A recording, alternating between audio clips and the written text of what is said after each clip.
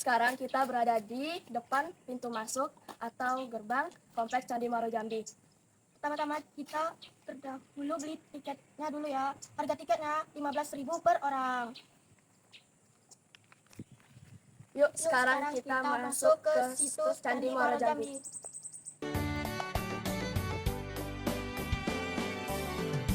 Dari ujung Jambung sampai Durian takut.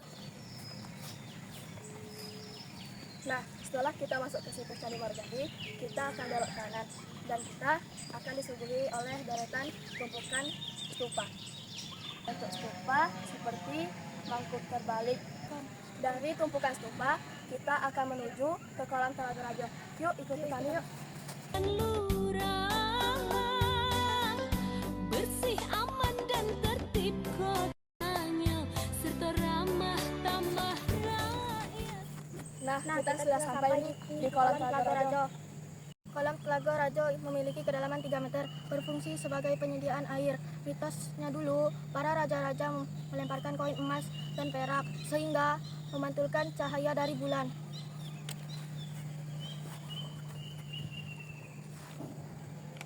Dari kolam Telaga Raja berjarak 250 meter ke Candi Gombong. Ayo ikuti kami. Dengan segala upaya kita agar negeri bijak bestari. Nah, sekarang kita sudah ada di Candi Gombong nih. Candi Gombong ini memiliki bentuk seperti kubus dan pernah ditemukan benda artefak, yaitu arca Prajna Paramita, lempeng emas, benda perunggu, dan permata. Nah, dulunya arca Prajna Paramita diletakkan di atas Candi Gombong itu ya teman-teman. Nah, bagaimana orang-orang berdoa di atas candi ini? Dulunya terdapat tangga kayu yang ada di dalam ruangan ini. Tepat di depan Candi Gombong ada bangunan namanya mandapa. Tepat di mandapa terdapat lubang yang namanya umpak. Di umpak berguna sebagai menancapkan tiang untuk menopang atap. Di tangga candi ini terdapat satu buah makara yang terbuat dari batu andesit. Bersih, aman dan tertib kotanya, serta ramah tamah rakyat. Dari Candi Gombong kita beralih ke Candi Tinggi. Indah dari Tanjung Jabung hingga Kerinci. Sungguh Jambi suatu negeri. Nah, kita sudah sampai nih di Candi Tinggi. Candi Tinggi ini memiliki ketinggian 10 meter dan memiliki 3 tingkatan. Dan dulunya stupa ini diletakkan di puncak Candi Tinggi. Dengan segala upaya kita agar negeri bijak bestari.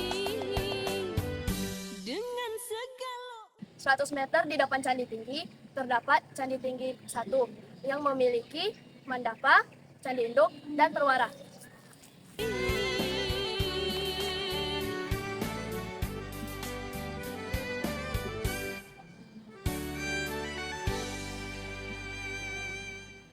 Nah, kita sudah sampai nih di Candi Kembar Batu. Candi Kembar Batu ini memiliki ketinggian 2,5 sampai 3 meter dibanding dataran sekitarnya.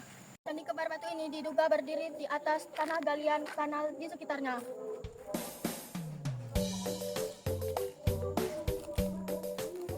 Pada candi ini, kita dapat menemukan candi induk, candi perwara atau pendamping, dan mandapa. Kita sudah melihat stupa, kolam Telaga Raja, Candi Gombong, Candi Tinggi, dan Candi Kembar Batu. Sekarang kita ke Candi Kedaton. Yuk ikuti kami terus.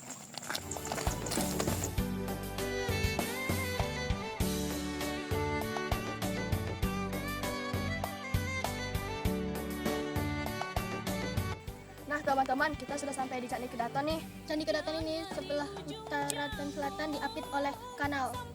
Candi Kedaton ini candi terluas di Kompleks Candi Muaro Jambi dengan luas 4,6 hektar. dari sialang belang tak besi hingga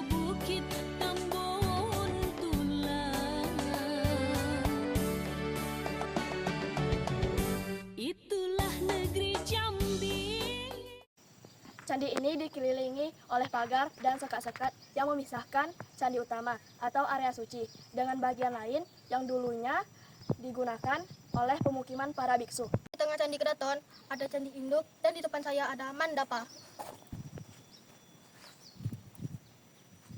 Dari tengah Candi Kedaton, kita akan menuju ke Sumur Kuno. Yuk ikuti kami. Sungguh Jambi suatu negeri yang oleh Tuhan telah diberkati. Ayo kawan semua. Sumur kuno ini dulunya digunakan untuk ritual keagamaan dan kebutuhan sehari-hari. Sudah berkeliling di kompleks Candi Muaro Jambi. Saatnya kita pulang ke SMP 12 Kota Jambi. Bestari.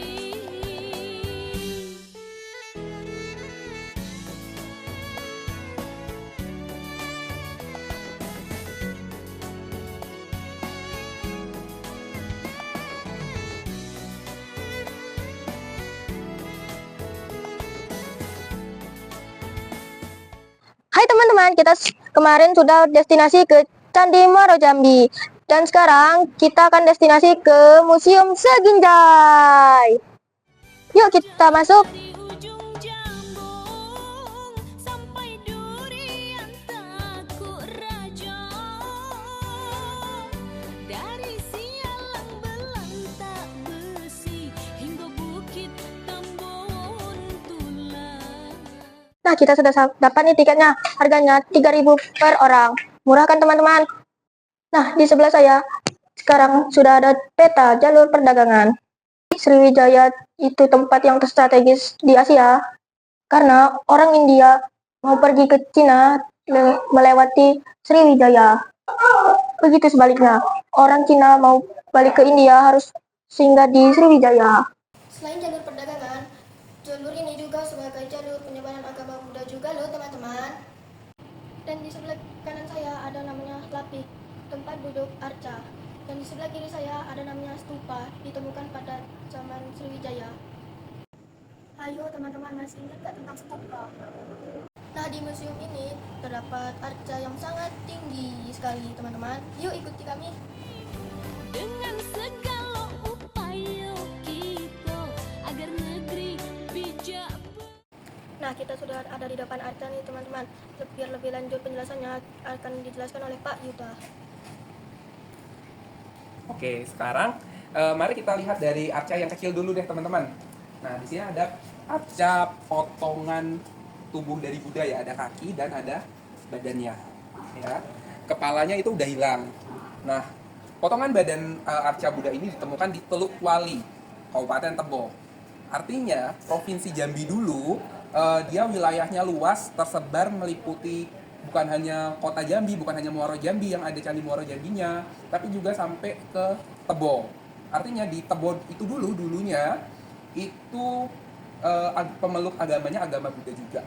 Buktinya apa? Buktinya ditemukan arca Buddha ini di Teluk Wali, situs Teluk Wali, Kabupaten Tebo. Nah, itu. Mari kita beranjak ke arca yang lebih besar lagi. Ini namanya arca Siwa Bhairawa. Tingginya kurang lebih itu 4 meter ya teman-teman. Tingginya kurang lebih 4 meter. Nah, ini merupakan kenapa disebut Siwa Bhairawa. Nah, ini merupakan arca dari pemeluk kepercayaan Hindu-Buddha dari zaman dulu. Ditemukan di abad ke-14. Artinya di mana kerajaan Sriwijaya itu udah runtuh. Ya, kerajaan berikutnya adalah kerajaan Dharmasraya di daerah Padang Roco, Sumatera Barat. Nah, arca ini merupakan arca replika, artinya tiruan, yang aslinya berada di Museum Nasional di Jakarta. Nah, kenapa disebut arca dari kepercayaan Hindu-Buddha? Ya. Teman-teman bisa lihat di bagian atas ini, ya, kalau dilihat lebih detail, ini ada pahatan dari Buddha, ya, pahatan dari Buddha. Nah, penggambaran yang besar ini, ya, sosok ini adalah sosok Siwa, di mana Siwa itu adalah salah satu dewa dari kepercayaan agama Hindu. Oleh karena itu, penggabungan dua manifestasi ini, Siwa dan Buddha, merupakan simbol penyatuan dua agama.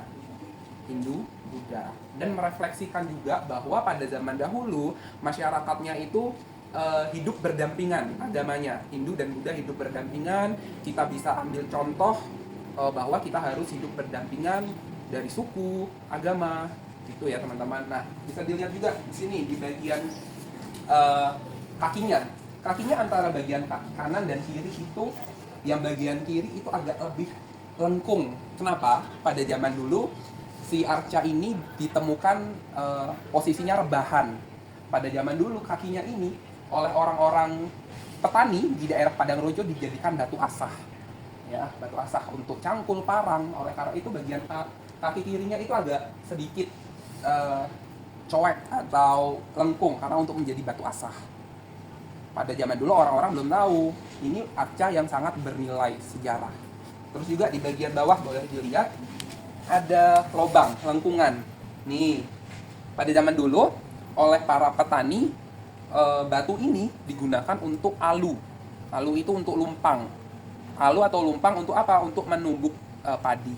Makanya batu ini memiliki lubang.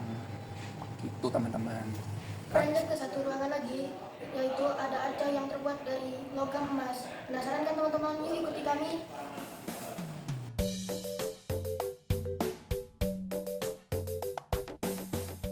Di ruangan ini terdapat dua bagian yang memamerkan arca. Yuk ikuti kami.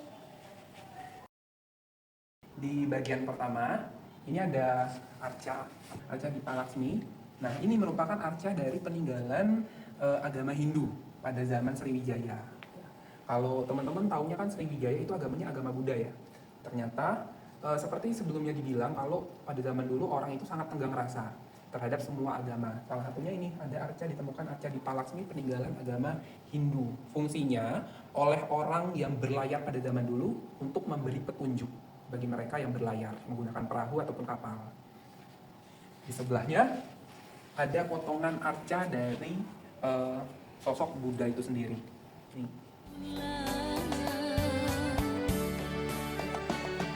Sekarang kita beranjak ke bagian pameran yang kedua. Nah, yuk kita bahas dari sini dulu teman-teman. Di sini ada 5 buah arca ya. 5 buah arca, kita bahas yang dari depan dulu. 2 arca terdepan merupakan arca dari sosok Buddha. Ya. Peninggalannya peninggalan kerajaan Sriwijaya juga, karena masanya, abadnya, yaitu masih berdirinya kerajaan Sriwijaya. 3 arca di belakangnya. 3 arca di belakangnya merupakan arca dari Bodhisattva Avalokitesvara. Nah, kalau teman-teman pernah melihat film Journey to the West atau Monkey King atau Sun Gokong, nah disitu ada sosok dewinya Avalokitesvara atau Dewi Kuan Im. Nama lainnya Avalokitesvara. Nah ini sama peninggalan dari kerajaan Sriwijaya juga. Beranjak bergeser lagi kita. Nah ini nih, yang tadi dibilang arca terbuat dari lapisan emas. Bisa dilihat teman-teman, lapisan emasnya masih terlihat sangat kuning dan berkilau. Nah, ini merupakan arca dari sosok Avalokitesvara atau Bodhisattva Avalokitesvara atau biasa dikenal dengan Dewi Kuan Im, di mana sosok ini merupakan salah satu dewi dari agama Buddha, sama peninggalan dari zaman kerajaan Sriwijaya.